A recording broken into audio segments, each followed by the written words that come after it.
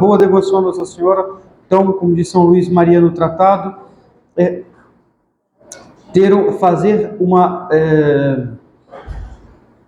criar uma autoestima dela, né? Estimá-la de maneira que haja uma repercussão na nossa vontade a ser todo dela. Não é? O fim do conhecimento de Nossa Senhora encontra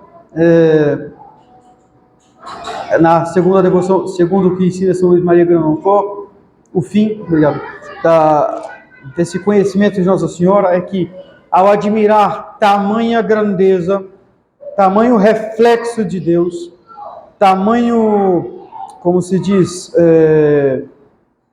tamanho enlevo a Deus que ela produz em nós, é normal que depois de conhecê-la, nós não podemos querer outra coisa senão ser todo dela.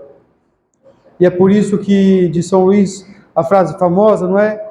Totus tus ego sum, et omnia mea tua sunt. Tudo que eu tenho é vosso, e tudo que eu sou é vosso, e tudo que eu tenho é vosso. Isso nasce, não é, de uma alta eu esqueci a palavra agora em português, desculpa, uma alta concepção que se faz de Nossa Senhora, né? Que está muito aquém da realidade.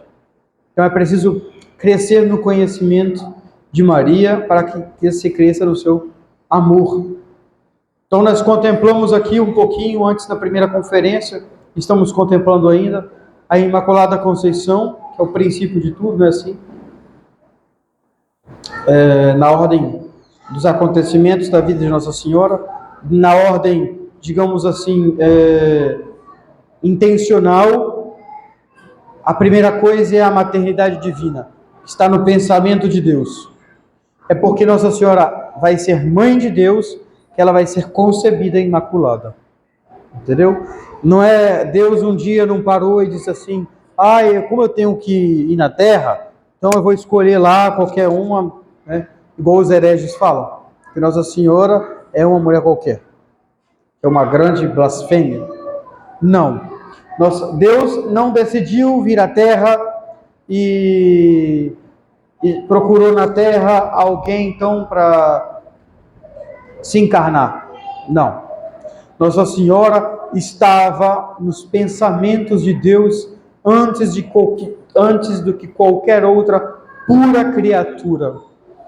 Porque tudo aquilo que está relacionado com o nosso Senhor Jesus Cristo é anterior nos pensamentos de Deus. Então, antes de tudo, nós lemos isso nas missas de Nossa Senhora, que se reza no sábado, né? No livro da sabedoria, a gente lê: ab initio et ante secula creata sunt. Então, são essas palavras misteriosas do livro da sabedoria, que diz: no início e antes de todos os séculos eu fui criada. Isso significa o quê? Nossa Senhora existia antes que ela foi concebida? Não. Mas nos pensamentos de Deus, sim. Então, antes de... Bem, está traduzindo mais ou menos em linguagem humana, não é? Deus é um grande mistério, mas se pudéssemos colocar de maneira cronológica, anterior a tudo está Nosso Senhor Jesus Cristo. Nosso Senhor Jesus Cristo, a teologia ensina, é a causa exemplar de todas as coisas. Quer dizer o quê? Quando Deus vai criar tudo, Ele contempla o seu verbo. Então, o Filho é o modelo pelo qual todas as coisas são feitas, não é? A nossa existência, a nossa beleza, a beleza do mundo inteiro é um reflexo da beleza do verbo de Deus. Então, Deus, quando vai criar o mundo, olha o verbo, o seu verbo, o conhecimento que ele tem dele mesmo, esse Filho que é a segunda pessoa da Santíssima Trindade, e ele cria as coisas. E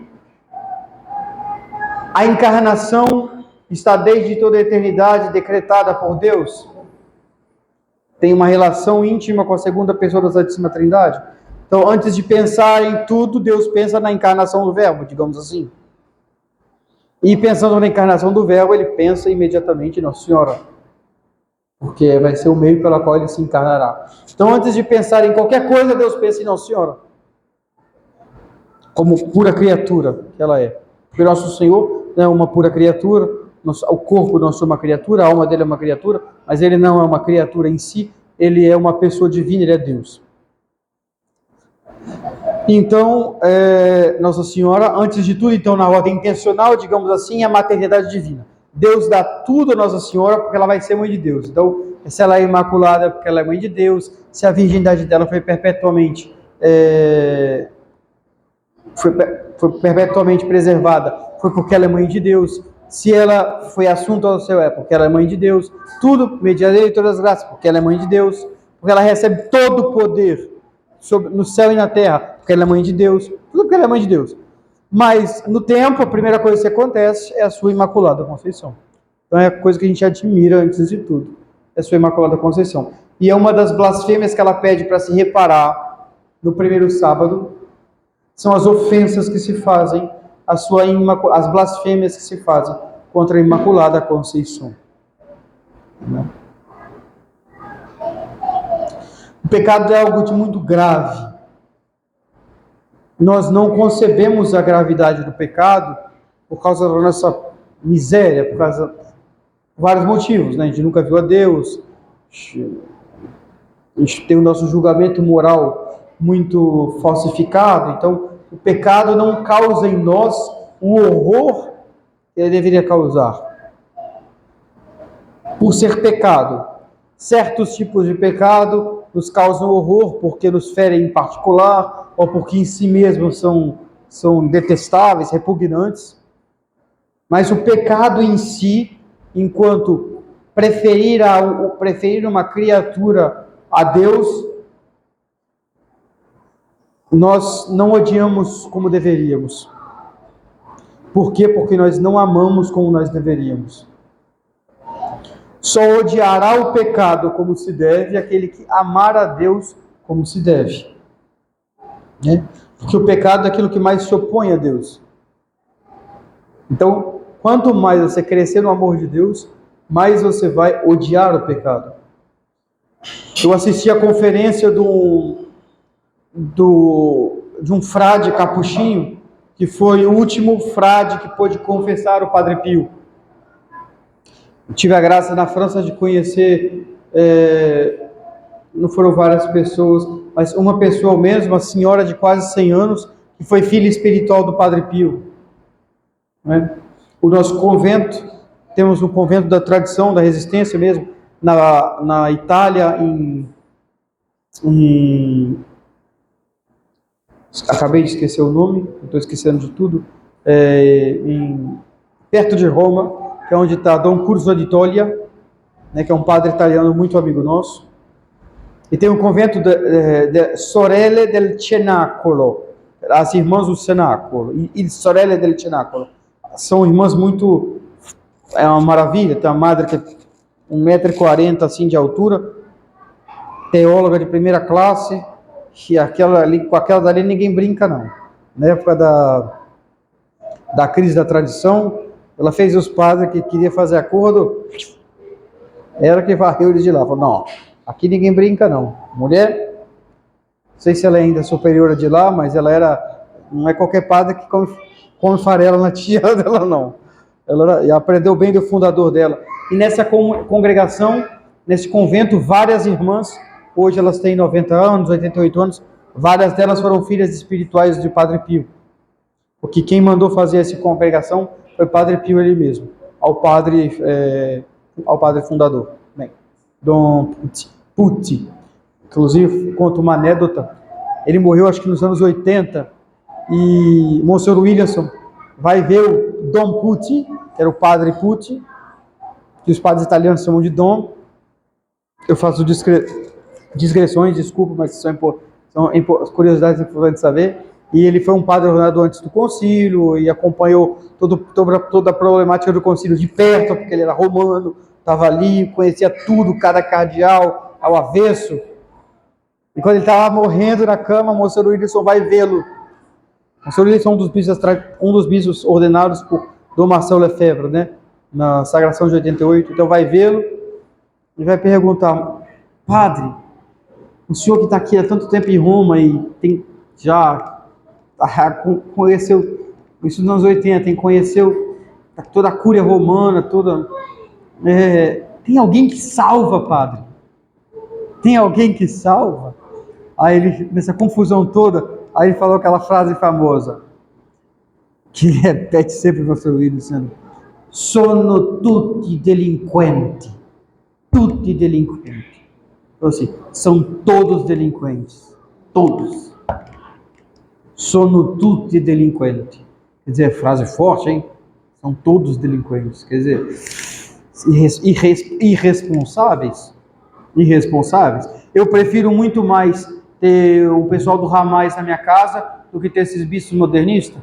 Porque o pessoal do Ramais vai cortar minha cabeça e me mandar para o céu. Esses bispos modernistas podem começar a falar na minha cabeça que a revelação é isso e aquilo, fazer minha alma para o inferno. Há de se temer muito mais os que matam as almas do que os que matam os corpos. São muito mais perigosos os bispos modernistas do que o grupo terrorista do Hamas. A gente deve começar a avaliar as coisas como elas são?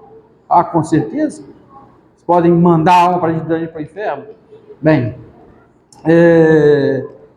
aí voltando então, eu estava, descobri essa digressão toda, vamos lá, voltando, Padre Pio. O frade que confessou o Padre Pio pela última vez. Ele falou: olha, eu era um padre novo na época. E eu confessei pela última vez. Na última confissão, o Padre Pio chorava.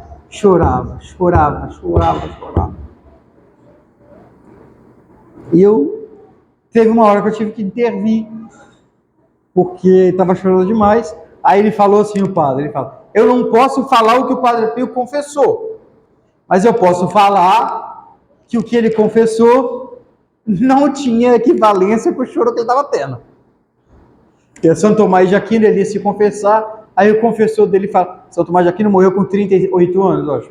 Aí no final da confissão, o confessor dele falava: acabei de confessar a uma criança de 5 anos de idade. Falava assim, ele confessou a criança.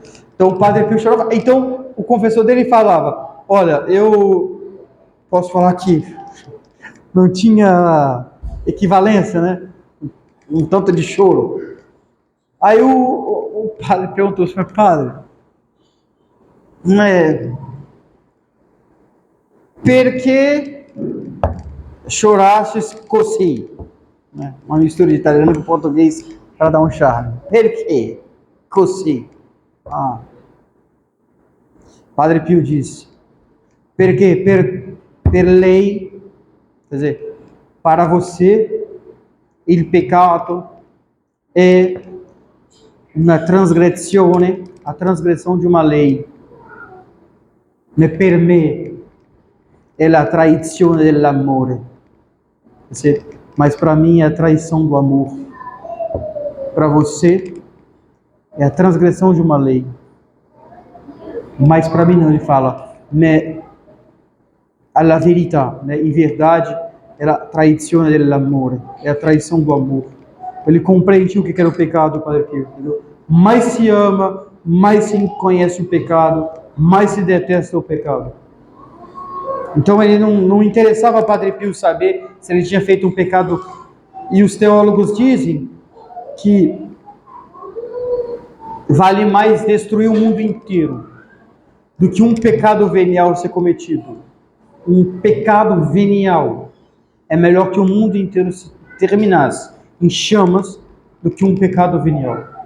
Por quê? Porque um pecado venial, ele é de tal maneira, ele é de tal maneira, o pecado, por menor que seja, é de tal maneira um escândalo.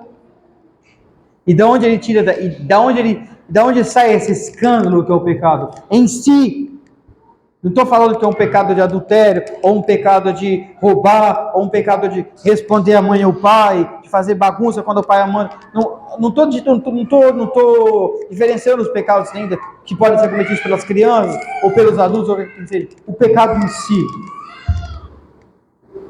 O que tem de mais grave?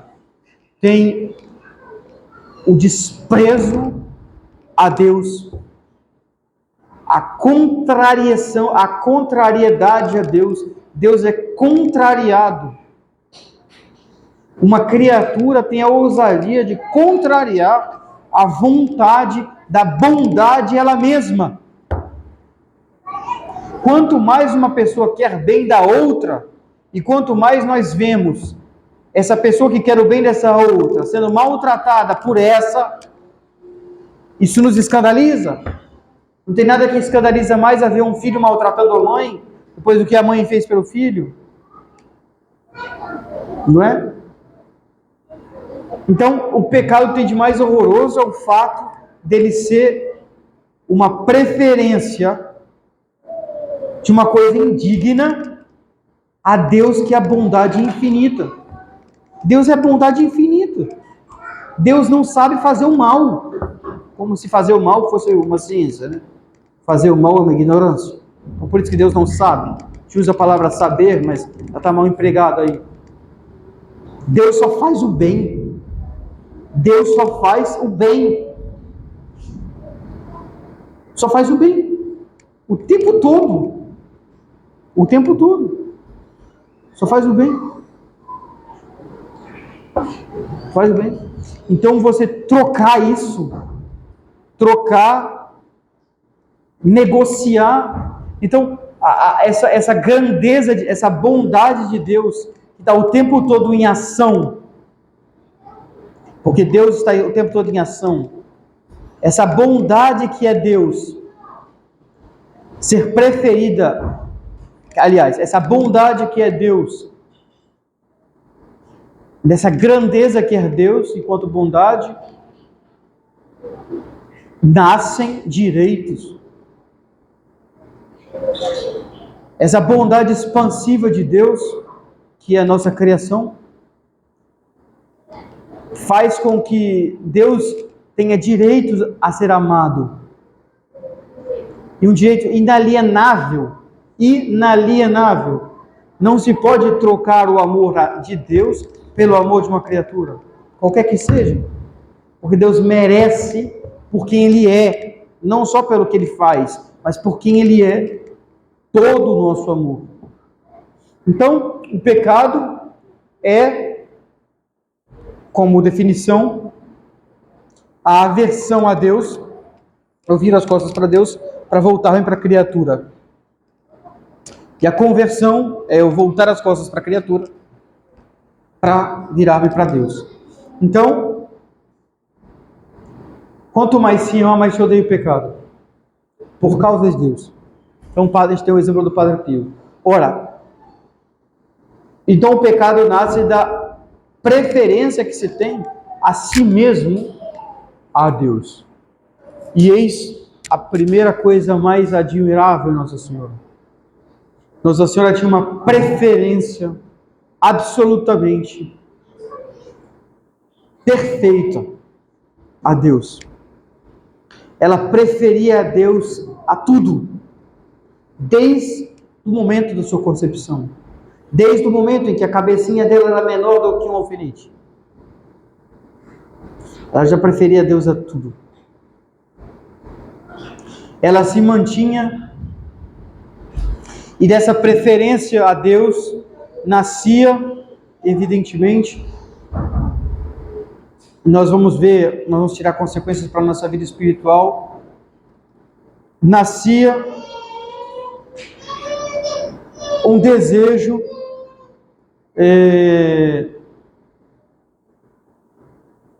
maravilhoso de estar com Deus.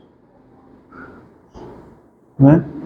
E como ela não tinha pecado, ela não tinha nenhuma, em teologia se diz, focus peccandi, quer dizer, não tinha essa concupiscência que fica solicitando o tempo todo coisas que são contrárias a Deus. Ela não tinha isso, então a alma dela corria em direção a Deus. E ela queria só a Deus.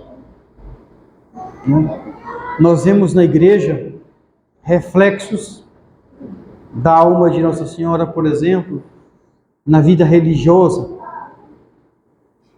Na vida religiosa.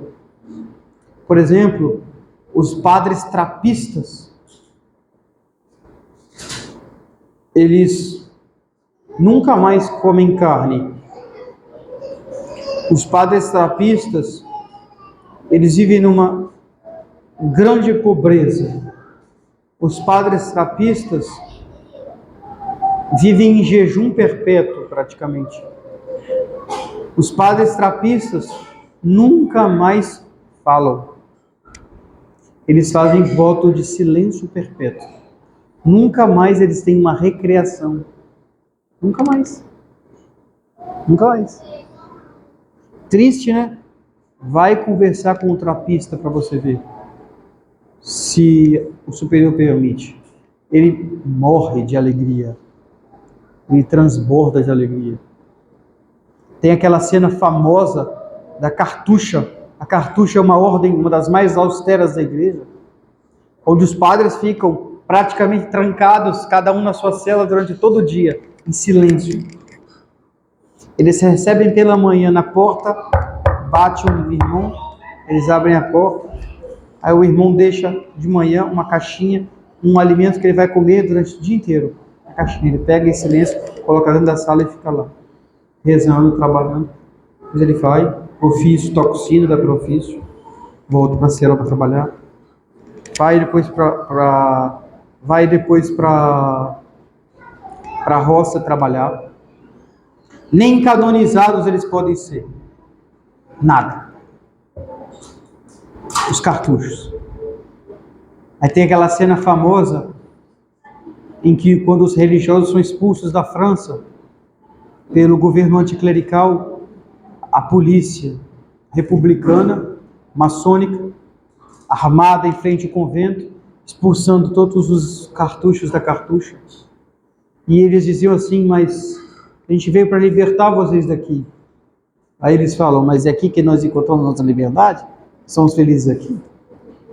Então a ordem cartucha, a ordem trapista, a ordem das clarissas, elas nunca mais podem olhar para os pais. A irmã de Santa Teresinha, quando estava tentando ser clarissa, a última vez que ela fala com a família, mas depois ela não conseguiu ser, ela fala, olhem bem para os meus olhos, porque vai ser a última vez que vocês ouvirão. Porque elas fazem votos de nunca mais olhar nem para os pais. Então elas conversam com os pais olhando para o chão. E com uma grade aqui, 30 centímetros, outra grade lá. E com uma outra irmã do lado ouvindo a conversa. Para sempre. Vai conversar com uma clarissa, ela é triste, ela é um poço de alegria. Vai entender isso? São graças que Deus dá,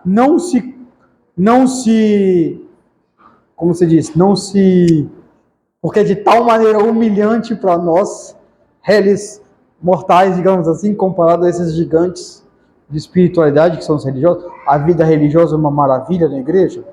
Eu, uma carmelita como Santa Teresinha de Jesus, tem que viver uma regra super austera.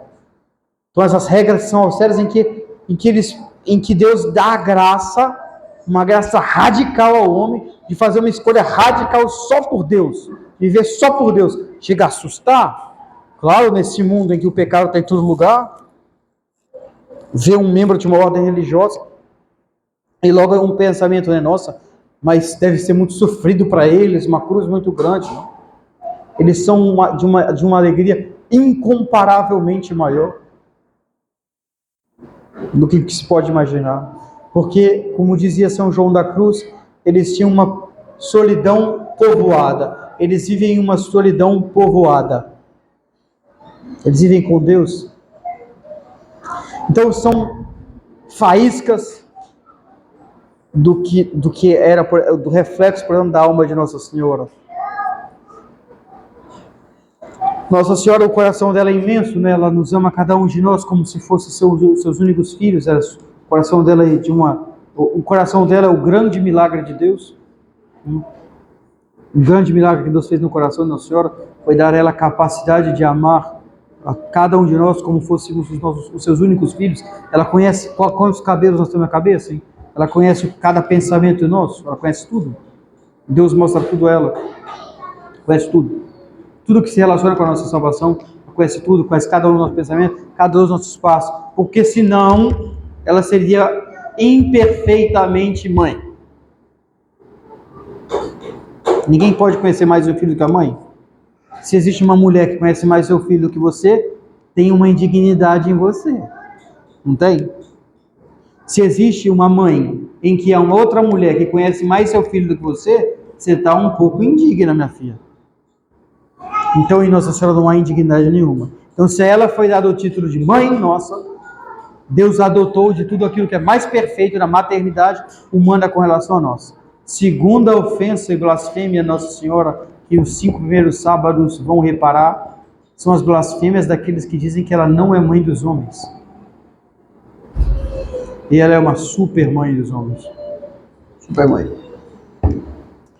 Então, essas ordens religiosas na igreja, cheias de uma austeridade, né, profunda, porque elas justamente reivindicam, elas querem refletir no mundo como Deus deve ser amado e preferido. Elas são um grito são um manifesto, digamos assim, de como Deus deve ser amado. Então, no coração de Nossa Senhora, desde o primeiro instante da sua concepção, havia um amor a Deus que superava o amor de todas as outras criaturas juntas. Uma preferência a Deus. E esse amor e essa preferência a Deus se traduzia justamente num desejo constante de estar com Deus. Que essas ordens que eu acabei de falar são um modelo. Então, isso consistia, a santidade dela, na ordem prática. Porque se a santidade na ordem do ser em Nossa Senhora era a ausência de todo pecado e a presença, toda a perfeição, claro, criada, né? Todas as perfeições, todas as virtudes, todos os dons, Nossa Senhora tinha tudo isso. Todos os dons, todas as virtudes, tudo. Em grau incomparável. Mas o que consistia principalmente, a santidade dela, era o amor que ela tinha para Deus. A preferência que ela tinha para Deus. E é isso que consiste a santidade de vida. A santidade consiste em preferir a Deus. Quanto mais você prefere a Deus,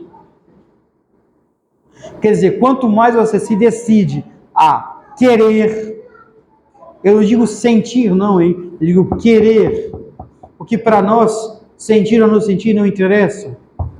Você pode ficar até no último momento da sua vida sentindo coisa que você não queria sentir, mas ser um grande santo. Para nós o que interessa é querer e não querer. Tem muita gente que, né, na confissão às vezes fica naquela coisa, eu consenti, não consenti. Sentir é uma coisa, consentir é outra. Sentir faz parte do apetite sensível, animal. Consentir é do racional. Eu quero. Então a preferência de Deus se traduz em eu não quero o que Deus não quer e eu quero o que Ele quer.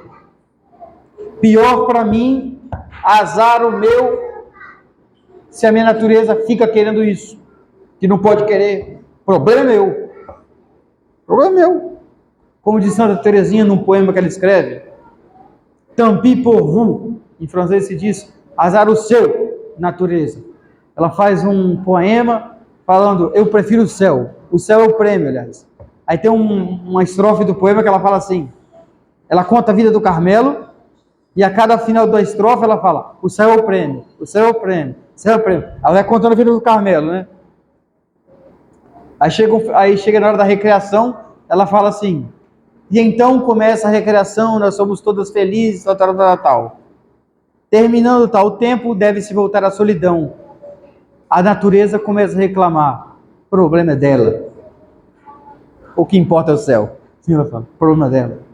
Quer dizer, problema é da sua sensibilidade, se ela reivindica coisas que são contra Deus, não te faz pior do que ninguém.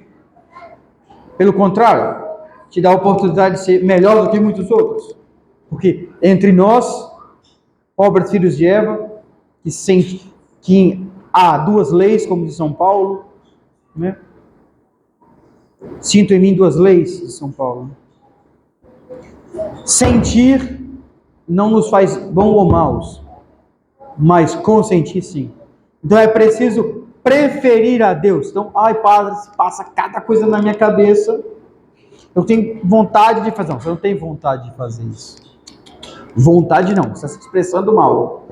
Você tem solicitações para fazer. Pela sua vida passada, sei lá, ou por tentações do diabo. Tiveram santos que não tiveram uma vida passada, tiveram uma vida passada puríssima e tiveram tentações pavorosas. Então não significa nada. Você é melhor que pior do que ninguém.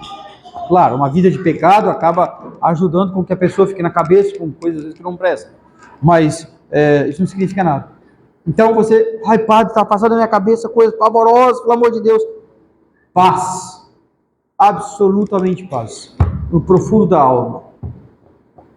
Porque você não tem vontade de fazer isso.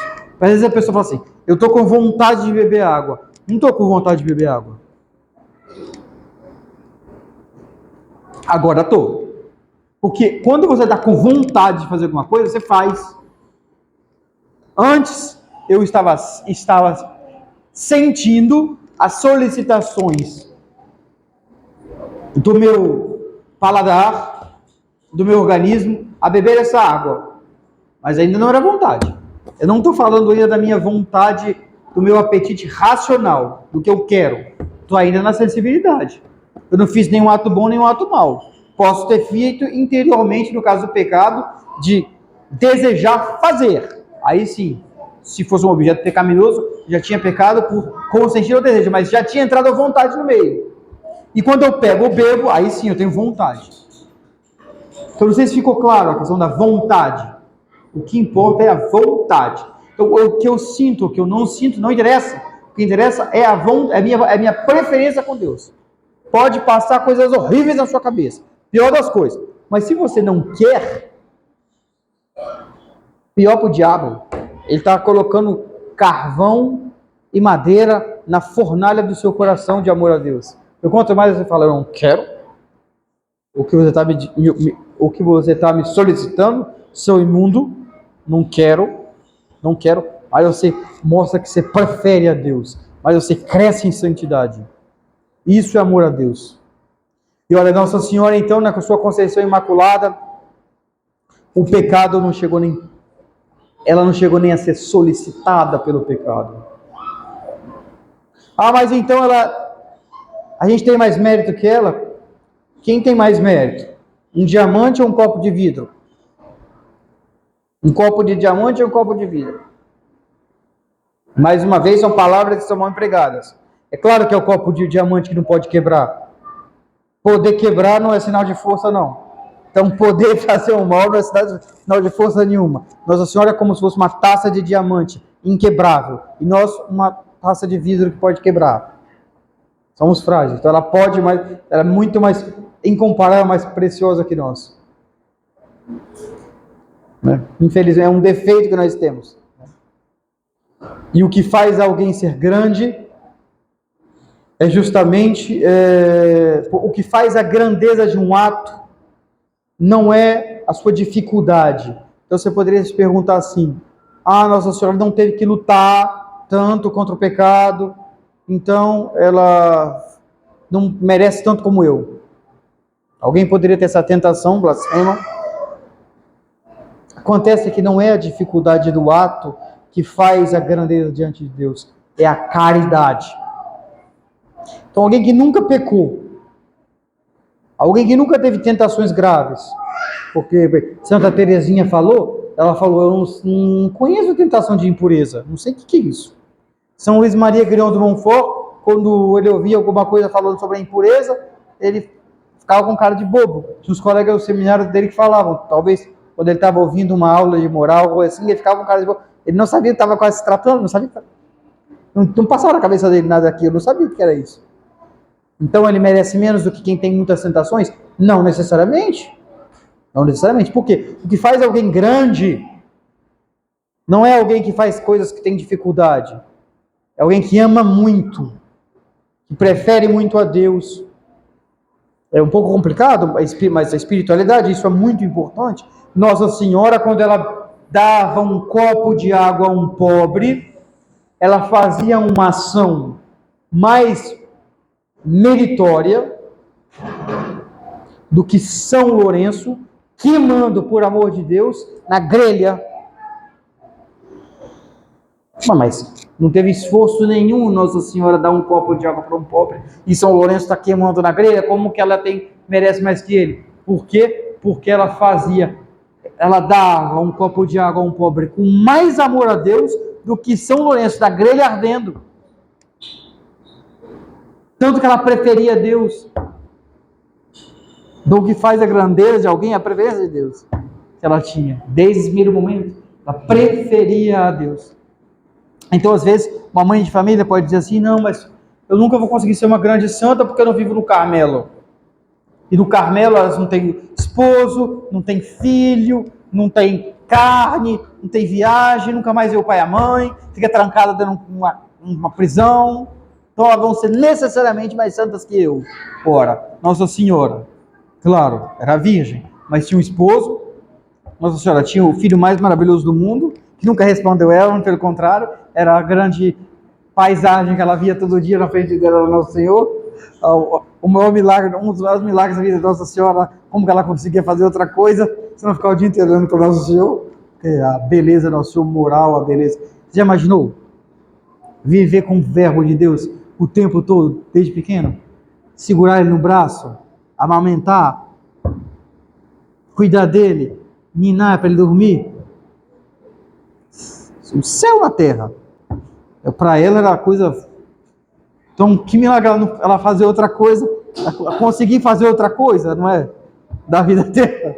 Então, assim, quer dizer que eu quero comparar. Ela não teve essa vida difícil de carmelita, entre aspas. E a vida dela é incomparavelmente mais meritória que eu acabei. Então, porque o que faz, então? O que faz a santidade? O que faz alguém ser santo? É preferir a Deus. Deus queria que Nossa Senhora fosse uma mãe de família. E ela quis ser uma mãe de família. Ah, mas Santa Apolônia, arrancaram os dentes dela da boca dela, colocaram cravo no olho dela, furaram os ouvidos dela, arrancaram o cabelo dela, crucificaram ela, e ela fez tudo por amor de Deus, aquilo. E, bem, Nossa Senhora, tudo bem?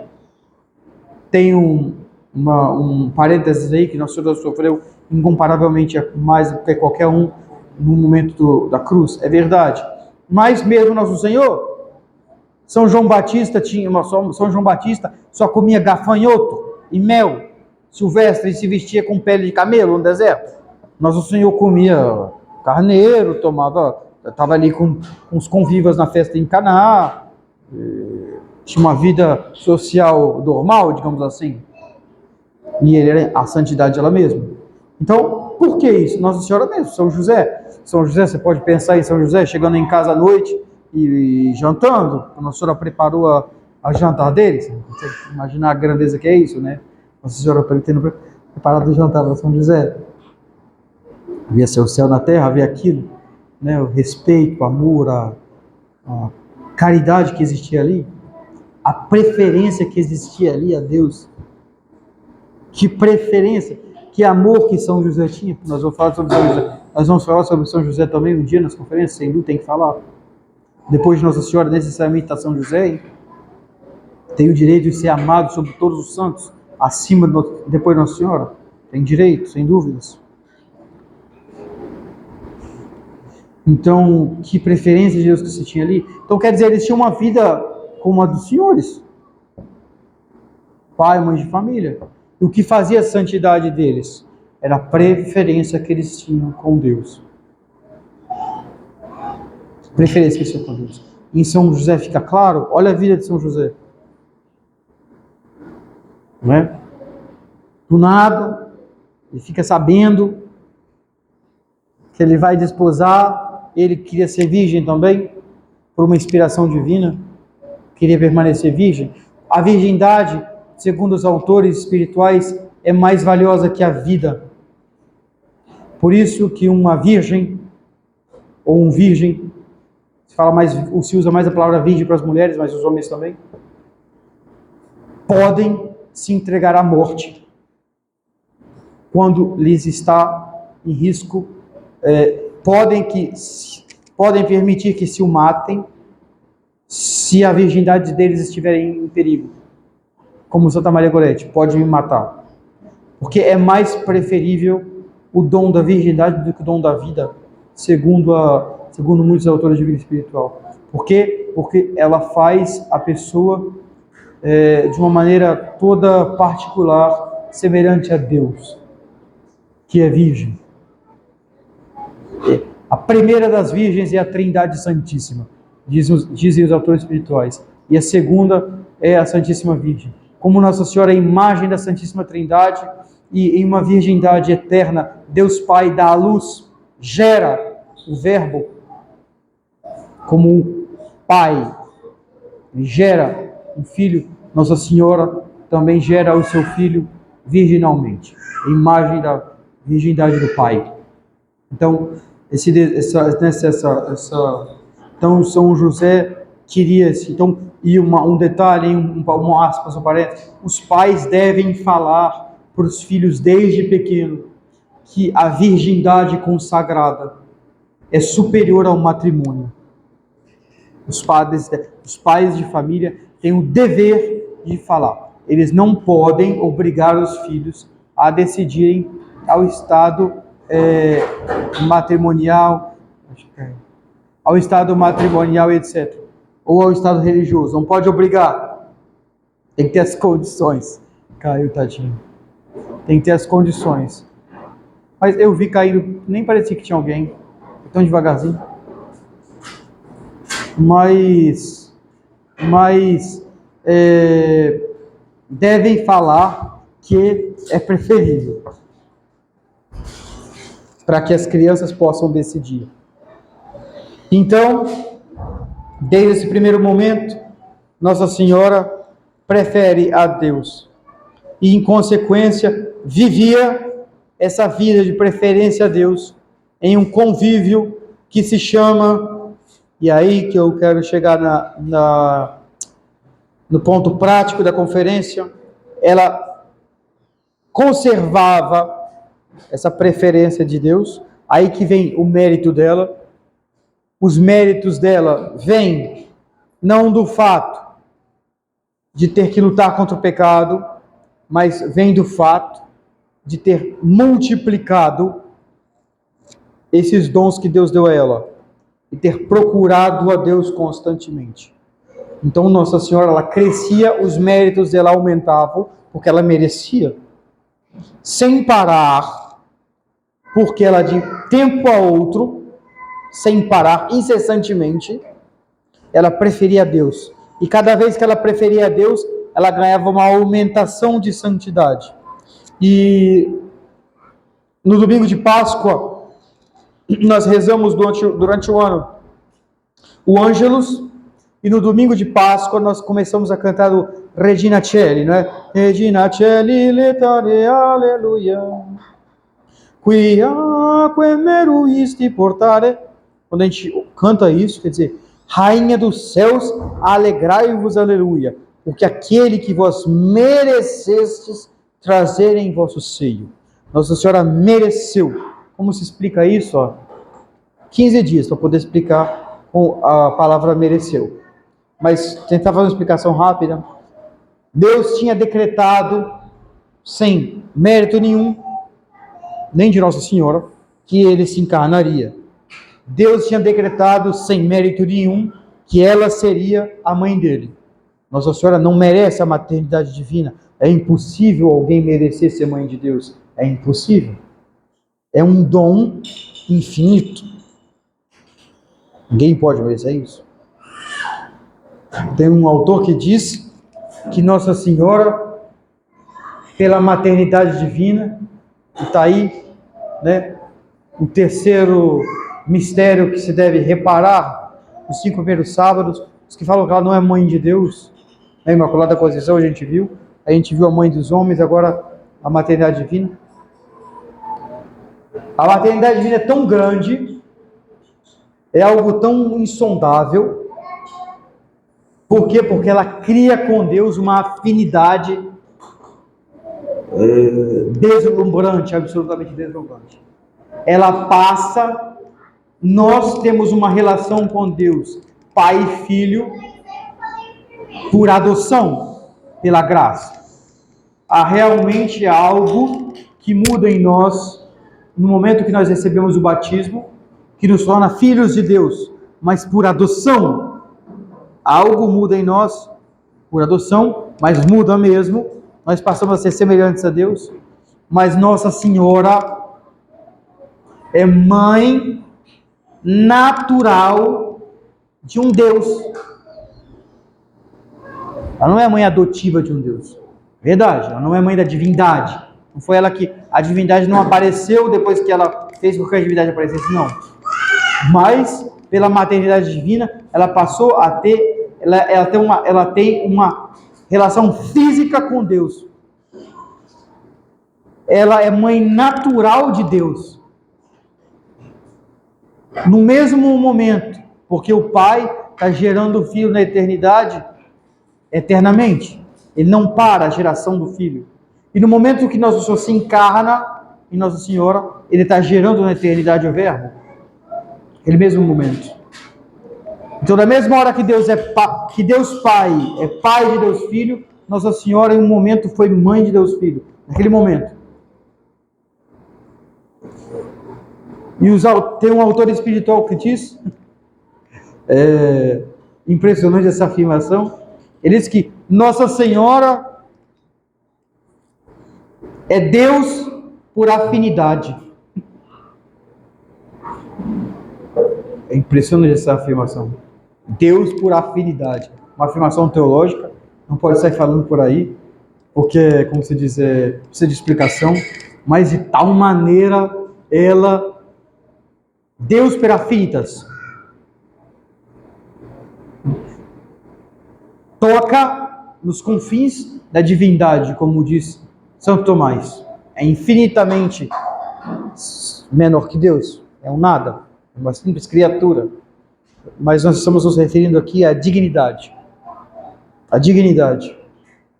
A supereminente dignidade da Santíssima Virgem enquanto Mãe de Deus. Né? Depois dela, só Deus. Depois dela, só Deus. Então, quando a gente fala que ela mereceu receber a Deus no seio dela, porque apesar de Deus ter decretado que ele se faria homem, sem que ninguém merecesse, apesar dele ter decretado que ela seria sua mãe, sem que ninguém merecesse,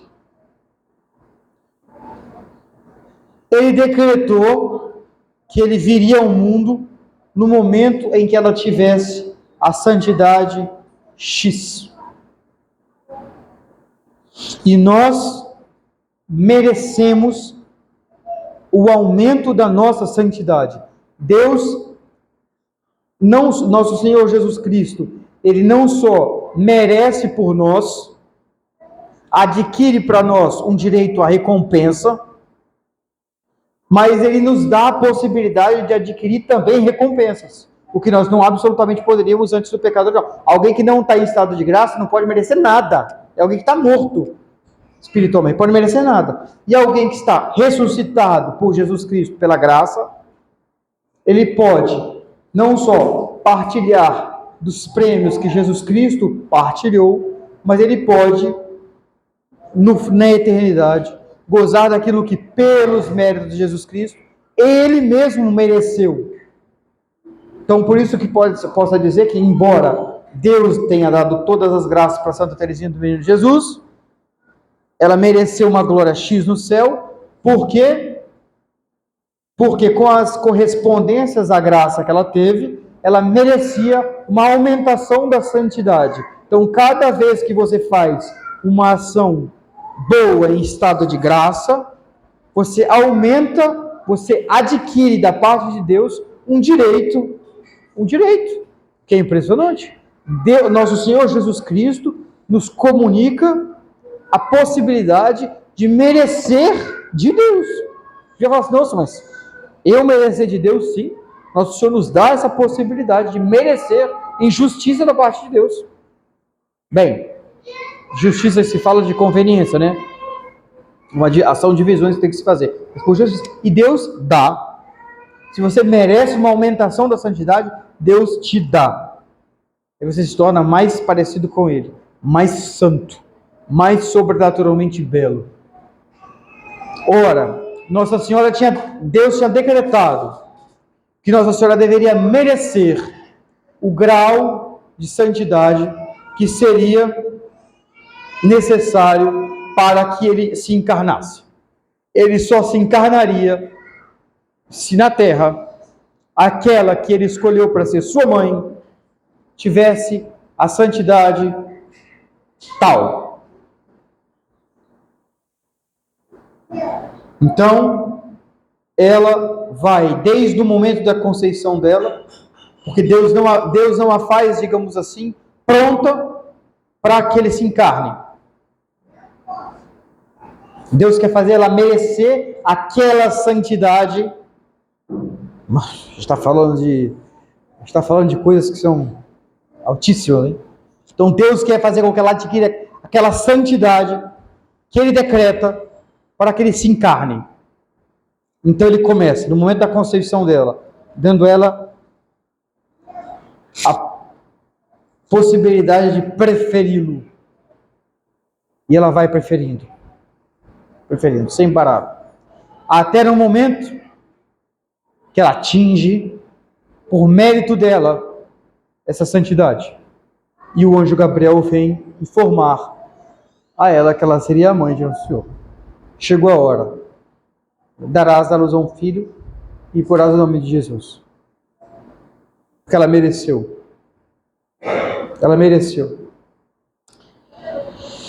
Então, essa preferência que ela tinha a Deus e que era a santidade dela na ordem prática, é a mesma que nós devemos ter, porque nós fomos criados para sermos santos. É o fim da nossa existência. E o que é de mais imundo nesse mundo moderno é de oferecer aos homens uma finalidade de vida que não seja Deus. Você não nasceu para outra coisa senão Deus. As outras coisas são meios para que você vá até Ele. Ele é seu fim. Então, o santo é aquele que tem Deus como fim.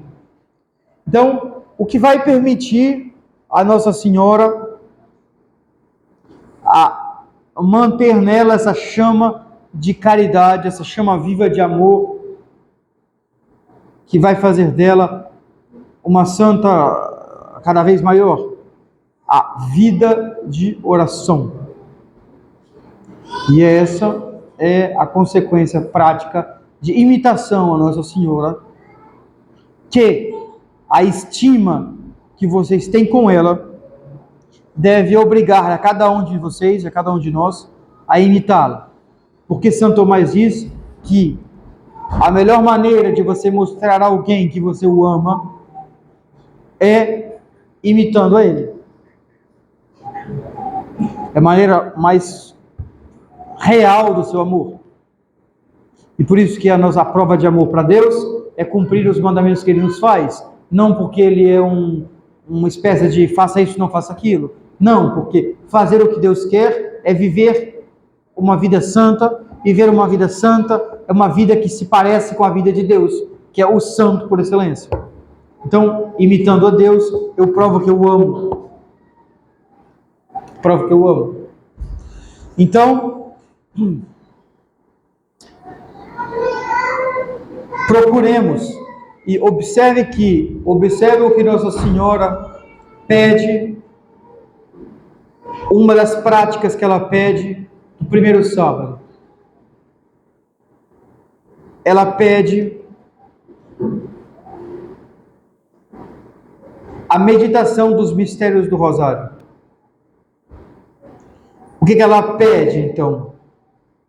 Ela pede que durante 15 minutos nós elevemos a nossa alma a Deus para tratar das coisas dele. Isso é uma prática de piedade. Padre, eu sou assim, eu sou assado, eu tenho esse defeito, eu tenho esse pecado, eu tenho esse vício. Primeira coisa que o padre tem que perguntar: como é a sua vida de oração? Ah, padre, eu rezo o texto todo dia, eu rezo a Via Sacra toda sexta-feira, vou na missa todo domingo. Tá. Você faz atos de piedade. Muito bom. Mas eu te perguntei como está a sua vida de oração. São duas coisas que podem se distinguir. Uma coisa são os atos de piedade, outra coisa é a vida de oração. Padre, mas qual é? A vida de oração é o que o nome dela já indica. Uma vida. Uma vida. Algo que não é estático, algo que é dinâmico. Dinâmico. Quer dizer, algo que vive, algo que se move, algo que age. Isso é a vida. Isso é a vida. Alguém que tem uma vida de oração é alguém que, antes de tudo, o que é oração? Santo Tomás define a oração como a elevação da alma a Deus. Alguém que tem uma vida de oração é alguém que vive elevado a Deus. Então, o fato de você rezar um texto por dia, você pode rezar um texto, pode rezar 50 rosários por dia. Se esses 50 rosários não te levarem a uma vida de oração, começa a repensar a maneira com que você está rezando o rosário. Por quê? Porque todos esses atos de piedade,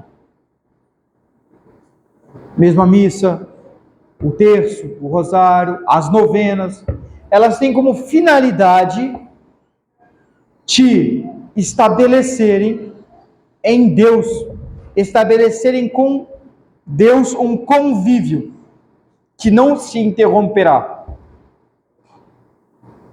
Que não se interromperá. A vida de oração é aquela vida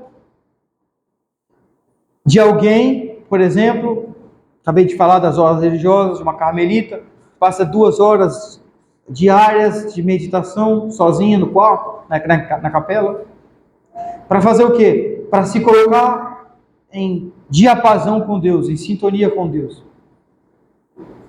E a vida de oração, essa vida de convívio com Deus, essa vida na presença de Deus, essa vida de frequência a Deus, quem ama frequenta. E a frequência te faz aumentar o amor. A frequência te faz imitar. Então, quanto mais você frequenta a Deus, mais você vai amá-lo. Quanto mais você ama a Deus, mais você vai odiar aquilo que se lhe opõe, que é o pecado. Então, nada mais eficaz para a santidade, nada mais fundamental para a santidade do que a vida de oração. De tal maneira, todo mundo já ouviu falar aquela frase de Santo Afonso: quem reza se salva, quem não reza se condena. É salvo, quem não reza se condena. Por quê? Porque quem não reza, o que Santo Afonso fala de reza? Quem não vive uma vida de união com Deus vai cometer pecado mortal atrás de pecado mortal e vai vir a morte e vai levar ele para o inferno. Se eu cometo pecados mortais, tem alguma coisa errada acontecendo comigo.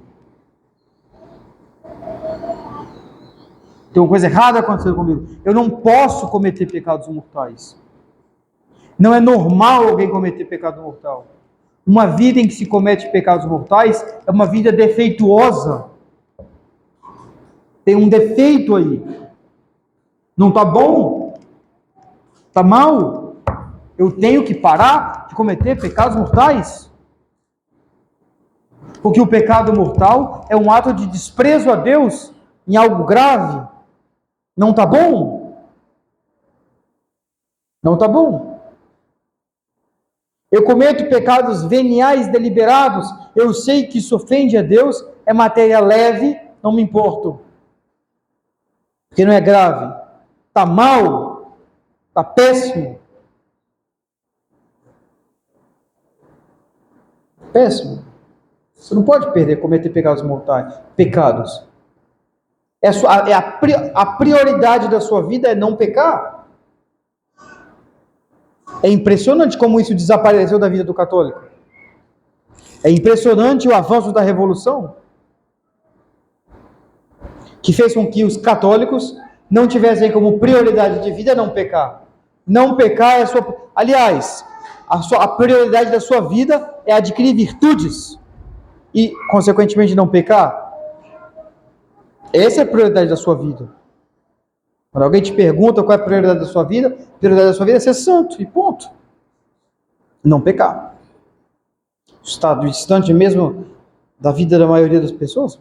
Então está errado. E como fazer, qual é o remédio disso?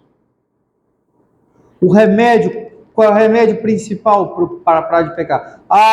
Mesmo, por exemplo, tem gente que vem para nós e fala, padre, não deve estar acontecendo alguma coisa comigo, o diabo está fazendo uma coisa comigo, não sei o que, tá isso, aquilo, estão me fazendo mal. O melhor exorcismo que se pode haver é uma vida de oração. O meio mais eficaz de parar de pecar é adquirir, manter, crescer na vida de oração, que é o que? A vida de união constante com Deus.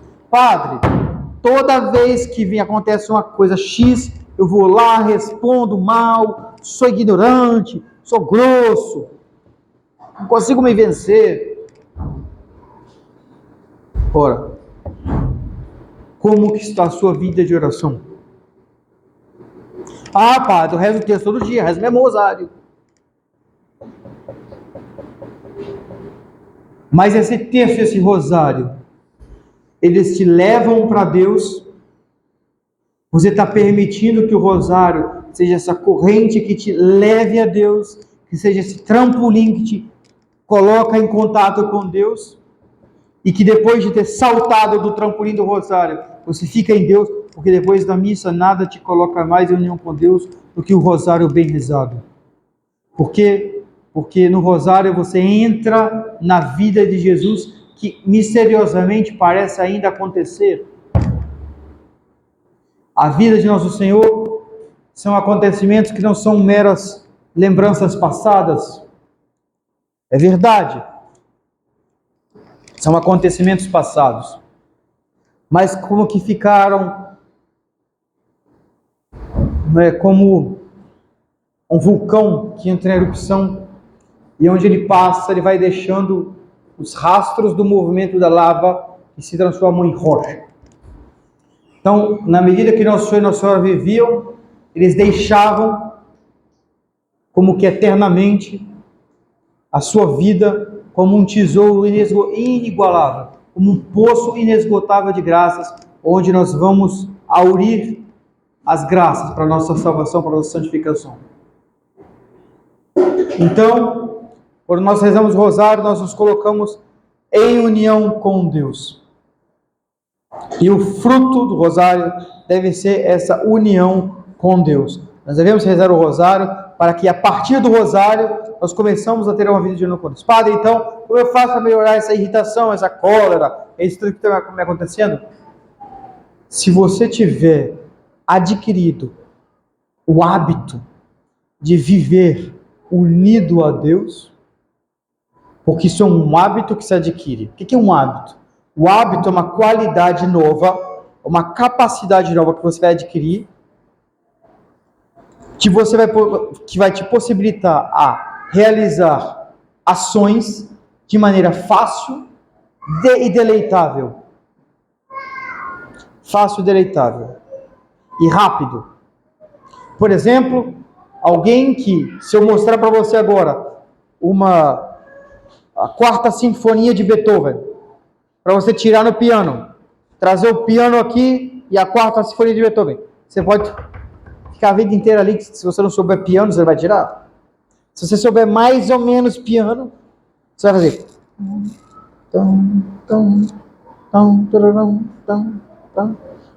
Você não tem o hábito ainda. Agora, quem adquiriu o hábito intelectual do musicismo pianístico, digamos assim, ele vai tirar qualquer partitura que mostrar para ele. Você mostra a sinfonia de Beethoven, a nona ele vai sem nunca ter lido, porque ele sabe ler, ele tem um hábito da partitura. A mesma coisa, o hábito de direção, por exemplo. Tenta parar de aprender a dirigir se você consegue. Você não consegue parar de aprender a dirigir. Você adquiriu um hábito que te permite conduzir um carro fácil, sem dificuldade. Você adquiriu um hábito que você não tinha antes. Tem gente que não sabe dirigir. E é de tal maneira profundo, por exemplo, o hábito da direção, que você nem se lembra como era o tempo que você não sabia dirigir. Agora você sabe dirigir, e ponto. E você não consegue não saber mais não dirigir. Você adquiriu um hábito você adquiriu uma qualidade nova, uma capacidade nova. Bem, fazendo uma analogia, fazendo uma comparação com a vida de oração, você deve adquirir uma capacidade de manter-se unido a Deus o tempo todo. Unido a Deus o tempo todo. E isso vai ser o grande remédio para a sua vida. Por quê? Porque como uma bola de soprar, você solta ela faz. Imediatamente que a sua vida de oração vai crescendo, imediatamente que o seu convívio com Deus vai crescendo, as sugestões, você vai já experimentando alegrias celestiais, que é estar com Deus. Provai e vede como o Senhor é bom, diz o Salmo. Provai e vede como o Senhor é bom. Ao mesmo tempo que vai crescendo esse amor a Ele, ao mesmo tempo com uma bola de soprar que vai diminuindo a força das sugestões contrárias a Deus em você. O que fez com que os santos não pecassem mais? Nem venialmente deliberado. O que fazia unção, nós estamos vendo no seminário a vida de São Luís Gonzaga. São Luís Gonzaga é o tipo de vida de santo que você tem que ler para você entrar em êxtase. Uma vez, sem querer, ele chegou alguns minutos atrasado por causa talvez de uma certa ligeireza, que ele me perdoe, Nossa Senhora me perdoe se eu estou falando coisa do santo, por uma questão assim de distração. Ele chegou alguns minutos atrasado do horário que ele tinha que chegar em casa, que os pais dele tinham estabelecido. Eram nobres. Os pais falaram, você vai chegar em casa meio-dia. Aí por algum momento ele chegou meio-dia 15, sei lá, ele ficou conversando um pouco mais, uma coisa assim. Foi coisa assim. Aí alguém virou para ele e falou assim, você cometeu um pecado venial. Quando ele ouviu essa palavra, você cometeu um pecado venial, ele desmaiou. Ele não aguentou. Ele desfaleceu. É como se ele tivesse... Não foi um escrúpulo que ele tinha. Foi porque ele amava, inconcebível. Aí ele entrou no quarto dele, e o quarto dele, diz o biógrafo, ficou pintado de vermelho. Ele se flagelou até os ossos ficarem aparecendo quase. Se flagelou. Não estou falando para ninguém fazer isso não, mas são santos que a gente deve admirar a vida. Santa Verônica Giuliani, a gigante da devoção de Padre Pio. Padre Pio era devoto de Santa Verônica Giuliani. Então você já imaginou o nível da coisa, né? Com 4 anos de idade, ela colocava os dedinhos dela na fechadura da porta, assim, para quando alguém passasse, fechasse. Aí ela falou: minha filha, por que você faz isso? Para reparar o pecado dos pecadores, mamãe. 4 anos de idade. Vida absolutamente impressionante. Você lê a vida de Santa Verônica Giuliani, você tem que ler uma página por dia. Você vai falar assim: meu Deus do céu, tremendo. Tremendo. Isso nasce de quê? Isso nasce da vida e do amor. Santa Verônica Giuliani, ela saía gritando pela rua para todo mundo amar Deus. Ela subia nas árvores e ficava: pelo amor de Deus, todo mundo tem que amar Deus, todo mundo tem que amar Deus. Ela ficava assim. Ela saía falando para todo mundo. Saía falando para todo mundo que tem que amar Deus. Entendeu? Ela vivia com Deus. Santa Maria Madalena de Pazzi, era carmelita no século XVI. Santa Margarida Maria de Pazzi, carmelita no século XVI. Criança é feito para cair. Depois desses primeiros sábados que eu estou fazendo aqui, eu vejo que criança, a finalidade das crianças é cair. Vai. Então, a Santa Margarida Maria de Pazzi. E naquela época não podia comungar todo dia.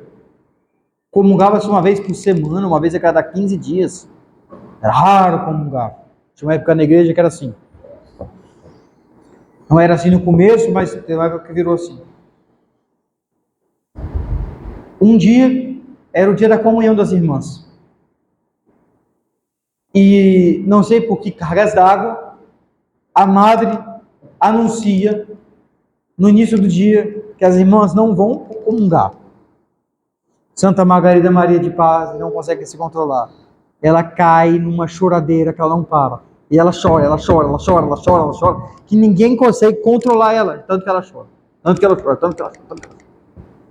São Paulo da Cruz tinham que abrir os botões da batina dele, que não aguentava de calor. E quando abriam assim, que viam a blusa dele por dentro, estava toda em chamas. Todo queimado. Queimava. Ele tinha a graça do amor sensível a Deus, que se manifestava. Né? São Felipe Neri pedia a Deus para diminuir o amor. Ele não estava aguentando. A costela de São Felipe Neri saiu do lugar, né? Sobre Santa Verônica Giuliani. Santa Verônica Giuliani é muito bonito. Eu vi fotos já. Nosso Senhor pegou o coração dela. Ela estando ainda em vida. Nosso Senhor pegou o coração dela e desenhou no coração dela os instrumentos da paixão. Você vê o coração dela cortado no meio, assim, que nem 2 batatas, e você vê os 3 cravos, a coroa de espinhos. Nosso Senhor desenhou no coração dela. Está viva ainda. Coisa linda. Coisa linda. São Geraldo, quando ele ia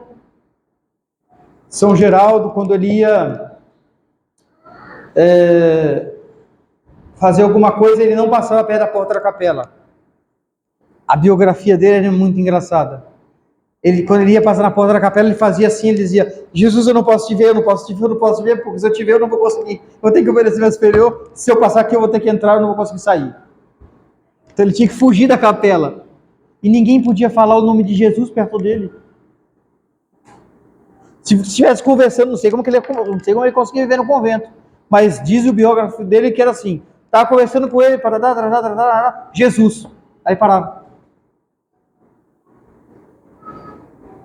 Geraldo, parava. Aí começava. Voava.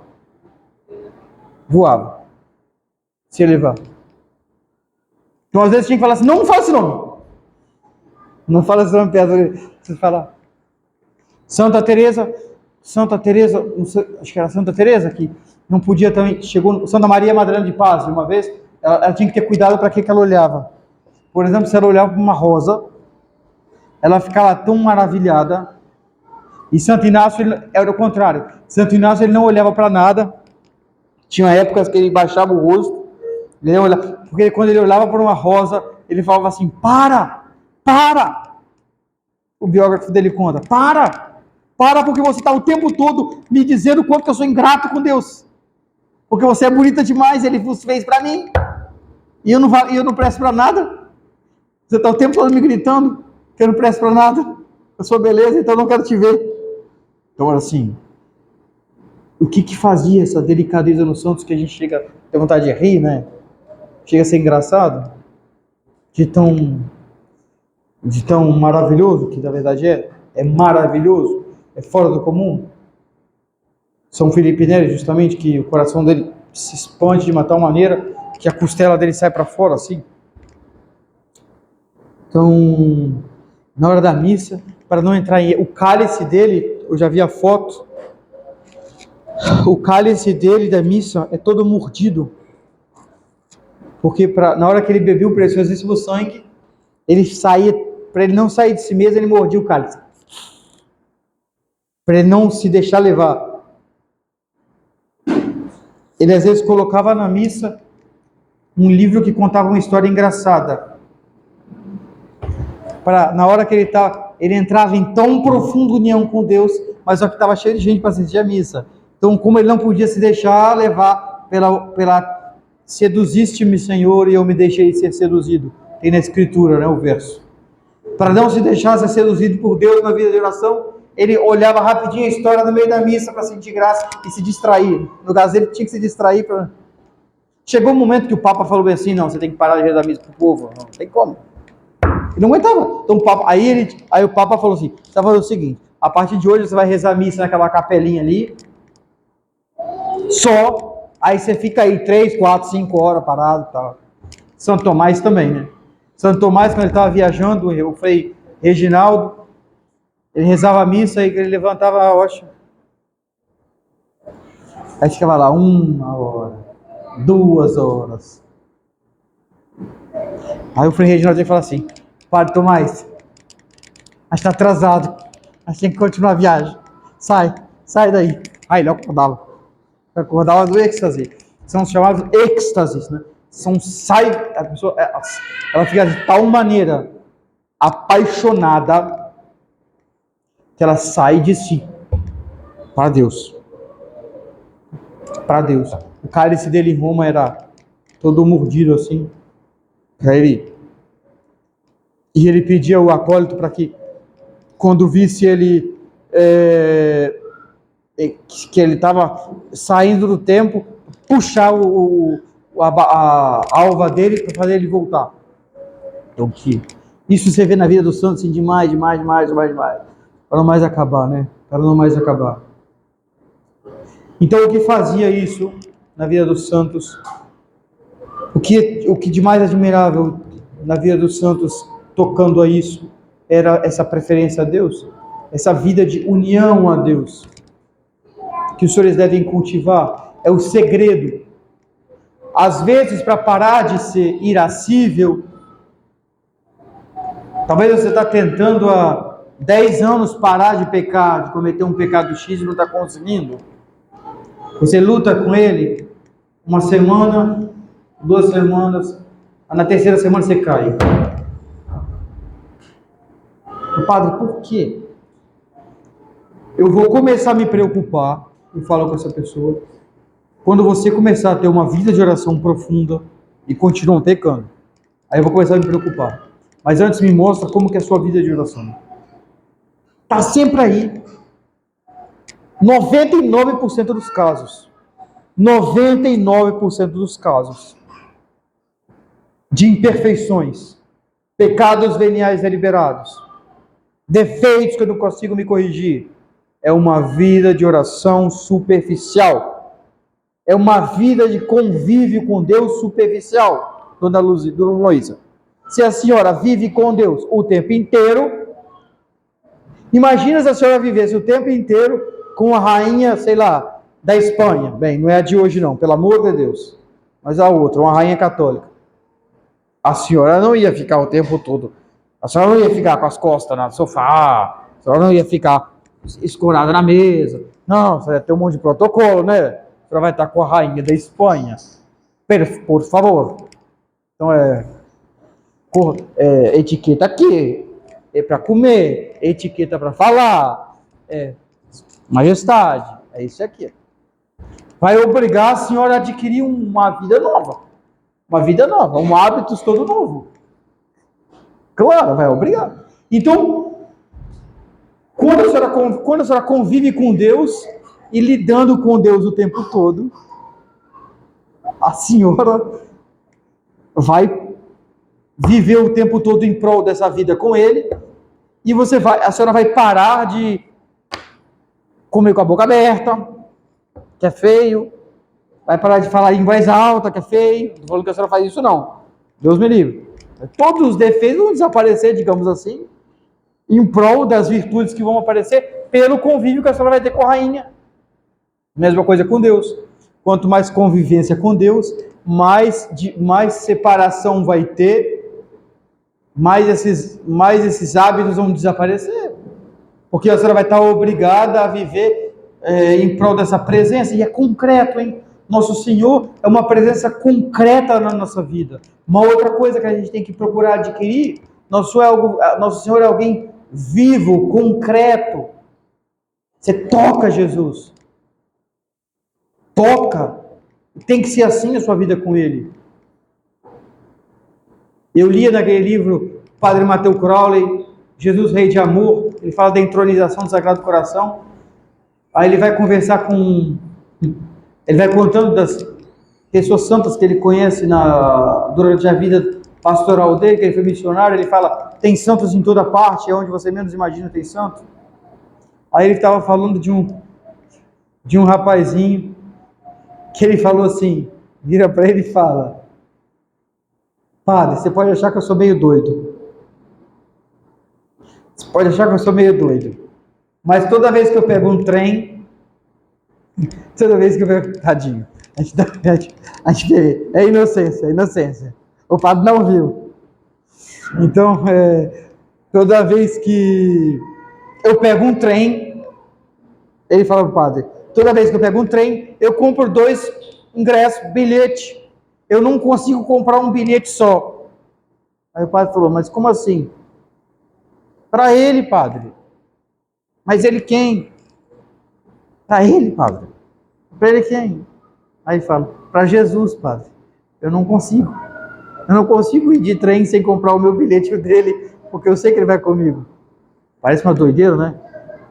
Aí ele falou, eu sei, padre, você pode achar que eu estou doido, mas eu não consigo fazer o contrário. Eu tenho toda a certeza que ele está do meu lado, que eu compro para ele também. Ele está comigo. Então é concreto. Então uma vida espiritual concreta. O rosário, a Santa Missa, a comunhão, as visitas ao Santíssimo Sacramento devem levar a uma vida de união com Nosso Senhor real. E esse é o remédio para parar de pecar. Esse é o remédio para curar os seus defeitos, as suas imperfeições. Se você tem esses pecados de estimação, procure. Isso que eu ia falar. Padre, tem 2 anos que eu luto, tem 10 anos que eu luto com esse mesmo pecado, eu não consigo. Mas a solução não é talvez atacar esse pecado de frente. Não é simplesmente fugir das ocasiões. Porque a causa principal de suas quedas é o seu pouco amor a Deus. Pouco amor a Deus. Então aumente o amor a Deus, que essas sugestões vão diminuir. Você não dá um tapa no rosto da sua esposa se você a ama realmente. Você não a humilha se você a ama realmente. O tempo todo. Não. E você a ama justamente. Você a ama. Então você não vai ficar ofendendo a Deus o tempo todo se você o ama. Então procura. E como você aumenta o amor a Deus? Mais uma vez, pela vida de oração. Vida de união com Deus. Padre, como eu faço na prática? Eu rezo o rosário. Excelente. Todo mundo tem que rezar o rosário. Dá um jeito para rezar o rosário. Católico do século XXI não pode rezar só o terço. Se os meus superiores me ouvirem, eles vão brigar comigo. Talvez exigindo demais os fiéis. Não quero desobedecer meus superiores, não. Não vão brigar, não. Mas vão achar assim, nossa, ele está usando, hein? Estou usando mesmo. Não pode. Tem que rezar o rosário todo dia. O perigo que você está correndo no mundo, você tem que rezar o rosário. Não dorme sem rezar o rosário. Aquela correntinha que está te segurando. Se soltar ela, você pode cair. Para não mais levantar. Reza o rosário todo dia. Ah, padre, é muito longo. Não, tá bom. Reza. Mesmo assim. Padre Joaquim, né? Tá lembrado? Padre Joaquim falava isso. Melhor rezar mal do que não rezar. Uma hora engrena. Uma hora reza bem. Reza todo dia. Pega o texto. Não reza deitado, reza sentado, porque rezar deitado é pedir para dormir. Melhor sonífero que tem. O diabo é o primeiro que vai te ajudar. Ele vai cantar. Só você pegar o texto e deitar, ele vai começar a cantar na sua orelha para você dormir. Ele quer que você dorme, claro. E não vem com essa aqui, meu anjo da guarda continua rezando. Ah, continua. O anjo da guarda está com um chicote para te dar uma em você que você não rezou o rosário durante o dia, isso sim. Então tem que rezar o rosário todo dia. Então o que eu falo? O que é uma boa coisa para se fazer, para se iniciar ao menos, começar a ter esse hábito de união com Deus? O que faz uma carmelita, por exemplo? Uma carmelita, a reforma do Carmelo, ela foi proposta por Santa Teresa de uma maneira radical, com o fim da vida de oração. O que Santa Teresa fez? Super equilibrada Santa Teresa. Você lê a vida, o livro da vida, é o livro da vida e ela racha a lenha. Aquela ali eu vou falar para você, hein? Fundou 18 mosteiros e ela é super autoestima, super entusiasmada, super detesta melancolia. Ela dizia assim: pelo amor de Deus, se aparece uma freira aqui reclamona, mal-humorada, manda embora. Isso aqui não serve para ficar, não. Vai embora. Deus me livre.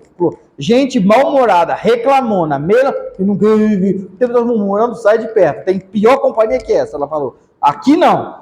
No dia de festa, Santa Teresa fazia omelete com cogumelo para as irmãs, porque ela gostava. Dizem que foi Santa Teresa que inventou a batata frita. A batata frita foi ela que inventou, parece. Que o McDonald's usa, foi ela que inventou, dizem. E ela fez uma reforma no Carmelo, preocupada justamente numa época Santa Teresa antes de tudo, anti-ecumênica. No sentido que hoje usa o ecumenismo. Ela reforma o Carmelo para combater Lutero e ajudar os missionários. Ela dizia: eu não posso ficar parada. Tem que fazer alguma coisa. E ela vivia no convento. Ela já era carmelita. Das carmelitas calçadas. Chamava-se calçadas, né? Das carmelitas da antiga observância. Então, ela tinha uma vida regular, mas ela podia falar bastante do palatório e fazer isso. Tinha, acho que, umas irmãs que serviam. Naquela época tinha as irmãs de couro, tinha umas irmãs mais pobres que serviam as irmãs mais ricas, uma coisa assim. Tinha umas coisas assim nos conventos, sabe? Aí ela ficava, não, fazer alguma coisa. O mundo está pegando fogo aí fora e eu aqui sem fazer nada, tem que fazer alguma coisa. Então ela propõe a reforma do Carmelo, inspirada por Nosso Senhor. Então ela fala: nós vamos se juntar, nós vamos ficar dentro de uma casa, trancada, atrás da grade, rezando pelas almas, combatendo. Ela fala: eu não me aguentei quando eu vi um sacrário jogado no chão, porque os luteranos, ela fala, com grandíssimo pesar, eu contemplei os desastres que a heresia luterana fazia na Europa. Pergunta a Santa Teresa o que ela acha do Papa Francisco. Ou do Papa Bento XVI. Dizia que Lutero tinha Cristo no coração. Ah, tinha. Tá. Santa Teresa anti-ecumênica. Então Santa Teresa propõe essa reforma do Carmelo e ela propõe duas coisas principais. As irmãs vão passar 2 horas por dia em oração silenciosa na capela. De manhã, para se colocar em Deus, radical, hein? Os santos são sempre conhecidos pela radicalidade deles. Então, de manhã, minha filha, é 1 hora calada dentro da capela. Aí tem aquela posição conhecida que elas ficam assim, sentadas no calcanhar. Já viram as irmãs assim, sentadinhas no calcanhar com a mão debaixo do escapulário, com a mãozinha assim embaixo. Elas ficam sentadinhas assim no calcanhar, na capela. Porque elas não podem sentar em cadeiras carmelitas. Santa Teresa proibiu cadeira no Carmelo. Proibiu a cadeira no Carmelo. Não estou falando? Olha, caiu de novo. Proibiu cadeira no Carmelo. Primeira hora do dia. Silêncio, 1 hora inteira. Aí depois, é claro, do almoço, vai ter 1 hora de conversa aiada entre elas, né? Recreação. Dona Luzia, elas têm que falar. Vai falar. 1 hora. 1 hora falando com Deus, 1 hora falando com as irmãs. E a recreação no Carmelo, uma conversação, uma gritaiada que não para. Uma risaiada que não para. Então, de manhã já elas começam a rezar. 1 hora. Elas cantam o ofício durante o dia. No final do dia, mais 1 hora de oração. Porque no começo do dia, depois de 1 hora na capela, em silêncio com Deus, a capela do Carmelo geralmente escura, assim, sabe? É bem recolhida, tudo muito recolhido, um silêncio angelical, 1 hora de silêncio. Uma vez eu vi uma carmelita que saiu do Carmelo, depois de não sei quanto tempo. Eu perguntou assim: o que a senhora quer fazer? Voltar para o convento. Voltar para o convento. Correndo. Voltar para o convento. Elas não querem saber de outra coisa, né? Elas provaram como Deus é bom. Né? Então, começa o dia com 1 hora de oração. Aí, é como se elas entrassem dentro de um forno. E ficassem... Pegassem um pedaço de metal, colocassem dentro de uma fornalha, aí a fornalha fica vermelha. Aí vai passando o dia. Aí, necessariamente, vai uma para a cozinha, vai uma para o curral, vai outra para a capela, aí vai passando. Aí tem recreação, aí aquele fogo vai diminuindo, naturalmente. Aí chega no final do dia, mais 1 hora. Santa Teresa colocou, mais 1 hora. O principal da vida da carmelita é rezar. Elas são proibidas de estudar. Sabia? As carmelitas não podem estudar. Mesmo as tradição. Conheci uma ex-carmelita da tradição que teve que se tornar filha de uma outra ordem porque ela não pôde ficar mais no Carmelo.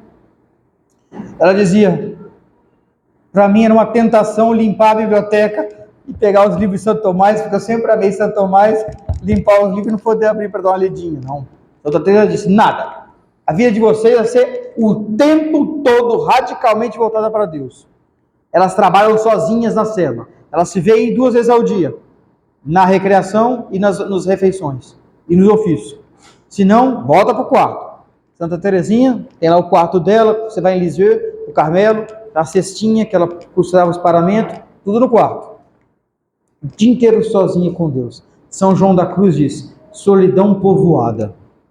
O tempo todo com Deus, o tempo todo com Deus. Olha que maravilha. Então a gente tem que... É sempre esse o caminho. Então, eu proponho aos senhores isso como consequência desse segundo dia de retiro, desse segundo retiro que nós fizemos, que é um dia de retiro que a gente passa, né? Aqui, esses 5 primeiros sábados.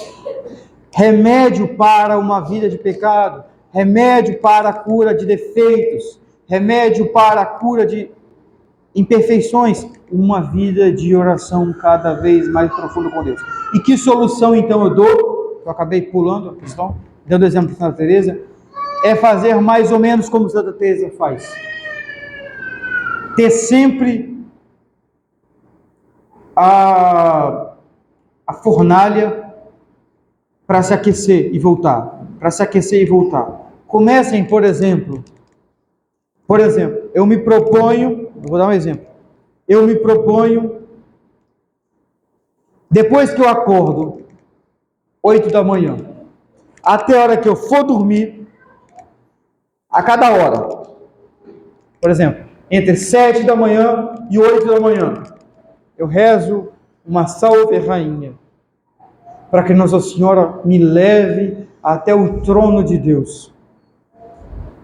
Eu garanto para você que na sexta vez que você fizer, no primeiro dia, você vai ser já uma outra pessoa. No primeiro dia, tá? Você vai ver que você já é uma outra pessoa. Porque, antes de tudo, você já vai estar preocupado em cada hora de não esquecer que você tem que levar o seu pensamento a Deus. E quando você já faz isso, já é uma oração. Deus já recebe como uma oração. Ele está se preocupando comigo. Então você já pensou em algo que tem Deus como... Já se colocou em oração. Vai ser é como um bordado. Uma salve rainha, velho. Um exercício simples. Desde quando eu acordar até quando eu for dormir. Uma salve rainha a cada hora. Por isso que os padres, por exemplo, nós temos o nosso ofício divino. São 8 vezes ao dia que nós devemos parar e rezar. É mais que uma salve rainha, hein? Mas infelizmente, às vezes a gente não tem tempo de rezar tudo nas horas. A gente tem que rezar às vezes 3 ofícios de uma vez. A gente tem que rezar um ofício indo para algum lugar. Mas por isso que tem as ordens contemplativas que rezam e cantam o ofício nos horários certos. Então, por exemplo, lá no Mosteiro da Santa Cruz, é lindo, os monges acordam 3h45 da manhã para rezar matinas, 6 da manhã, tem laudes, 7h30, prima, 10h45, terça, meio-dia, sexta, 2 horas, nona, 4 horas, vésperas, 6h30 completas. Aí eles vão na capela, 8 vezes por dia. Tá. E eles vão levando toda a igreja junto com eles, né? Para se encontrar com Deus. Então eles vão para essa fornalha. Qual é o fim do ofício? É colocar a alma em união com Deus. E infelizmente, tem monge que não se santifica. Tem freira que não se santifica. Por culpa dela. Sendo que isso é o remédio principal para a cura dos pecados. Esse pecado que você tem aí, que você não consegue sair, você vai sair se você fizer isso, eu garanto, escrevo com meu sangue. É assim a igreja que ensina. A igreja que ensina. A igreja que ensina. E os santos falam mesmo em jaculatórias. Só de hora em hora falar, coração sacratíssimo de Jesus. Eu vos amo. Fazei que eu vos ame cada vez mais. Vós que tanto nos amais, fazei que eu vos ame cada vez mais. Uma vez cada hora. Eu só dei um exemplo, mas eu conheço a vida eu conheço uma pessoa, um amigo, um irmão praticamente para mim, que me edifica muito pela vida dele. E quando vem provas como a que ele está tendo agora, quem conhece sabe de quem eu estou falando, não vou falar aqui, mas ele merece ser honrado, um grande amigo meu, que hoje está passando uma grande cruz com o pai e com a mãe dele, que são os dois doentes, um com câncer e a mãe com Alzheimer, e ele que leva tudo nas costas praticamente, um exemplo de resignação à vontade de Deus, casado, não sofre a cruz de não poder ter filho, ainda por cima. E ele me falou uma vez uma coisa muito bonita. Ele me disse, eu tomei uma decisão para entrar em oração. Um pai de família, que não tem filhos ainda, São José vai dar essa graça a ele. E ele falou, eu decidi que a cada venda que eu fizer na loja, porque ele é vendedor, eu vou fazer um ato de amor ao coração de Jesus que tem na loja. Eu vou olhar para ele e vou fazer um ato de amor. Cada venda que eu fizer. 2 coisas aconteceram. Primeiro, ele ficou mais santo. E segundo, ele ficou mais rico, porque ele ganha comissão. Ele falou, depois que eu comecei a fazer isso, não para de entrar cliente na loja. Cada vez que entrou um cliente, eu faço um ato de amor a Deus. Ele marcou. Foi uma estratégia. Deu certo? Então faça estratégia. Só de você estar tentando fazer uma estratégia é algo que toca o coração de Deus, vem. E você está se santificando. E é isso que toca o coração de Deus, de Nossa Senhora. Faça isso sempre por intermédio de Nossa Senhora. Então busque, coloque o celular para despertar a cada hora, para você parar. Rezar não é difícil, é elevar o pensamento a Deus. Elevar o pensamento a Deus. Quando você que já perdeu sua mãe já faleceu, quando você lembra dela com saudade? Você ama ela? Você a ama? Quando você lembra?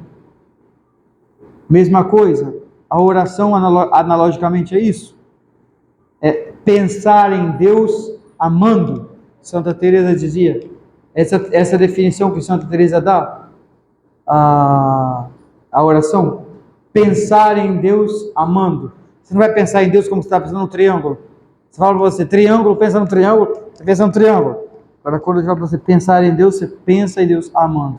E todas as outras coisas, a missa, as leituras espirituais que você tem que fazer, ler sobre Deus, ler sobre nosso Senhor Jesus Cristo, vai te permitir crescer nessa vida de oração. E crescendo na vida de oração, eu te garanto, como 2 mais 2 são 4, que você vai parar de pecar. É impossível uma pessoa que vive e tem uma vida de oração, 2 vidas não se dão, a vida de pecado e a vida de oração. Se uma está presente é porque a outra não está. Necessariamente. Não me venha falar que você peca, mas que você reza, que você é sério. Não. Se você está pecando, você não está levando a sua vida espiritual a sério. Não, tem alguma coisa errada. Você tem que mudar. Você tem que fazer a vida de oração presente na sua vida.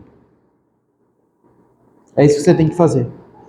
E assim, você vai tirar esse primeiro modelo e fazer essa primeira homenagem, e que é a mais fundamental, né? A mais necessária, a Nossa Senhora. São Tomás diz, então, quando a gente ama, a gente imita. Então você vai imitar antes de tudo. Você vai contemplar a conceição de Nossa Senhora, que nós vamos festejar na sexta-feira. E não interessa quão pecador você pode ter sido na sua vida passada, não interessa. Deus vive na eternidade. Para Deus o passado não existe. Deus vive no eterno presente. Não existe passado para Deus. Não existe. Santa Maria Madalena, perfeição. Nosso Senhor falou para uma santa uma vez, ele falou assim, eu não preciso de nada para te fazer uma grande santa. Nada. Santa Teresinha fala, se eu tivesse cometido todos os pecados que se podem cometer na face da terra, isso não moveria uma palha da minha confiança que eu tenho no coração de Jesus. Porque eu sei que os meus pecados comparados ao coração de Jesus é uma gotinha de água numa fornalha imensa de fogo. Não significa nada. É consumido imediatamente quando eu me jogo nele. Então, se joga no coração de Jesus e procure imitar a Santíssima Virgem. Imitar essa disposição primordial que ela tinha e que era o fundamento da santidade dela, que era essa preferência a Deus, que era essa vida completamente voltada para Deus, entregue a Deus. Padre, eu não sei nem começar. Então você vai começar pedindo. Minha mãe me ensina a rezar. Vamos, criança. Minha mãe me ensina a rezar. E ela vai te ensinar. Ontem eu estava contando a aparição de Nossa Senhora em Il-Bouchard, na França. Para as 4 crianças. Elas não sabiam que era Nossa Senhora, hein? Que belle dame, que belle dame, que belle dame. Elas repetiam assim o tempo todo, né? Que bela senhora, que bela senhora, que bela senhora. Elas repetiam sempre, né? Não parava de repetir. Nossa Senhora dava a mão dela para beijar. As criancinhas beijavam a mão de Nossa Senhora assim. Aí tinha a maiorzinha que levantava as outras. E a maiorzinha fala, elas não pesavam nada, menos que uma pena. E Nossa Senhora um dia pediu a mão de uma das criancinhas e falou assim, me dá sua mão. Aí Nossa Senhora, ela deu a mão para Nossa Senhora, aí Nossa Senhora pegou a mão dela, virou e deu um beijo na mão dela. E saiu um facho de luz da mão dela, eu teve que esconder assim. Facho de luz, a senhora beijou a mão dela. Nossa Senhora dava a cruz do terço dela para as crianças beijarem. E o primeiro reflexo que a primeira criancinha teve foi perguntar a Nossa Senhora assim, êtes-vous notre maman do ciel? Quer dizer, em francês significa, você é nossa mãe do céu, mamãe do céu? Tipo assim, aquela que a gente canta, né? Mãezinha do céu, e Nossa Senhora falou, sim, eu sou a sua mãe, eu sou a sua mãezinha do céu. Para cada um de nós somos crianças no colo de Nossa Senhora. Crianças no colo de Nossa Senhora. Crianças. E quanto mais pecador nós fomos ou somos, longe de repugnar Nossa Senhora, nós somos causa de uma grande preocupação para elas. Eu dei exemplo a vocês, da vez passada, de umas mães que eu conheço, e o mais importante na vida da natureza são o que elas simbolizam, não é? Transcendam sempre a Deus. Nós estávamos brincando, eu e o Hugo, vindo do aeroporto, e o tempo todo nós estávamos falando, tá vendo, Hugo, aquela coisa? Parece, não é, alguma coisa com Deus? Tá vendo o céu azul, com as nuvens brancas? Lembra Nossa Senhora das Graças? Tá vendo o sol? Lembra o Santíssimo Sacramento? Tá vendo o verde das montanhas, todas aveludadas do Parque Nacional do Paraná? Certamente foi o anjo que era responsável por pintar as árvores. Ele olhou para Jesus e viu que tinha um cantinho no olho dele que era verde, e falou, esse verde aí vai ser a cor das árvores. Tudo se volte tudo para Deus, o tempo todo para Deus, o tempo todo para Deus, o tempo todo para Deus. O tempo todo para Deus. É o remédio. É o grande remédio. E pensamos a Nossa Senhora, então, que ela nos ensine a rezar. Ela nos ensine justamente, estava já mudando de assunto. Então, o que mais interessa é o símbolo. E nós vemos mães, tem 2 mães no mosteiro, tem 2 filhos doentes, não é? Uma tem um neném, peço orações, inclusive, para essas mães, que são senhoras muito devotas aos filhos, e elas são imagens de Nossa Senhora, para mim, ao menos, quando eu pego e reflito, quando elas estão com os nenéns delas. Uma tem um filhinho que tem paralisia cerebral completa, não sai do colo da mãe, nem se alimenta, o tempo todo com a sonda, faz nada, o tempo todo com a mãe. E o outro é o contrário, tem autismo em grau severíssimo, então ele não conhece nada, ele não para, a mãe é completamente dele, não para, está o tempo todo andando para lá e para cá, e ela o tempo todo, isso há 12 anos, que ele tem 12 anos, ele não para. Então, é uma imagem de Nossa Senhora. Quando Nossa Senhora te vê pecando, ela vê meu filho paralítico, doente do pecado. É uma paralisia o pecado. Uma paralisia.